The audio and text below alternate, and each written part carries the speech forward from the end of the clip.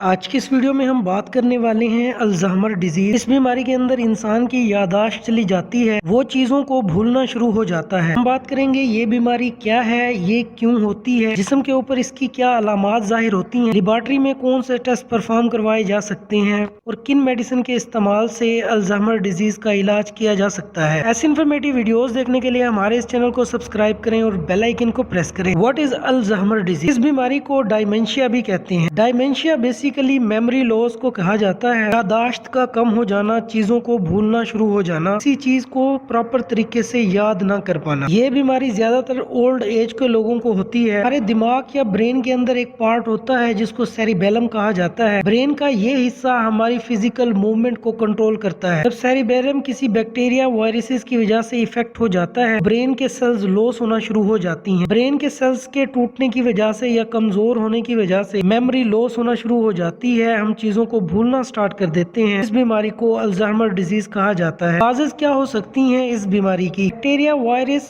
या physical trauma, accident की वजह से ब्रेन के सेल्स डैमेज होना शुरू हो जाते हैं। ये भी एक मेजर वजह मानी जाती है। ब्रेन के अंदर नर्व सेल्स के डैमेज होने की वजह से, स्ट्रोक, फॉलेज की वजह से, डायबिटीज की वजह से, heart attack, high blood pressure, high cholesterol की वजह से ब्रेन के अंदर ये नर्व सेल्स डैमेज होना शुरू हो जाते हैं, जिसकी वजह से हमारा ब्रेन इफेक्ट होता है। ये कुछ मेजर काजेस थी अल्जाइमर डिजीज की। साइन एंड सिम्टम्स या बॉडी के ऊपर क्या अलामात जाहिर होती हैं। इंसान चीजों को भूलना शुरू हो जाता है, इंसान की याददाश्त चली जाती है। इस तरह के पेशेंट अपने डिसीजन या कोई फैसला करने के काबिल नहीं रहते। लोगों या फैमिली मेंबर्स की पहचान नहीं कर पाते। बोलने में मुश्किल पेश आती है, वो दूसरों के साथ बातचीत नहीं कर पाते। शॉर्ट टर्म मेमोरी लॉस, वो चीजों को भूलना स्टार्ट कर देते हैं। वो एक एक सवाल को दोबारा पूछते हैं, रिपीट करते हैं। रोजमर्रा की चीजों को जैसे खाना पीना तक भी भूल जाते हैं। Changes in personality and behaviour. Patient depression, anxiety और स्ट्रेस में चला जाता है। उसका मूड चिड़चिड़ा रहता है। स्लीपिंग हैबिट चेंज हो जाती है।